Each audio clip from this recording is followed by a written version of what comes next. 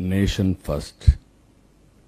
దేశం మొట్టమొదటిసారిగా మనం కాపాడుకోవాల్సిన అవసరం ఉంది.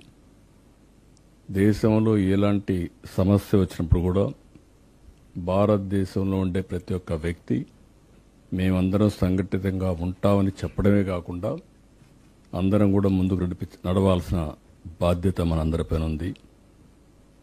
ప్రపంచ శాంతిని పట్టి పీడిస్తున్న సమస్య ఉగ్రవాదం.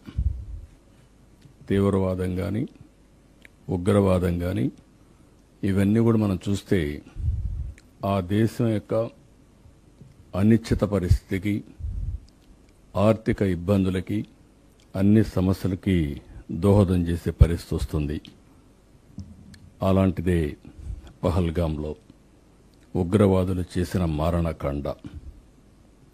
కేవలం పర్యాటకులపై చేసింది కాదు. ఇది ఒక మాటలో చెప్పాలంటే వాళ్ళు ఏ విధంగా చేసినా భారతదేశాన్ని యొక్క శాంతి సుస్థిరతలపైనే దెబ్బతీసే పరిస్థితికి వచ్చారు. ఇలాంటి సమయంలో మనం అందరం కూడా మతాలకు, కులాలకు, ప్రాంతాలకు అతీతంగా ముక్త కంఠంతో దేశం అంతా కూడా దీన్ని ఖండించాల్సిన అవసరం ఉంది.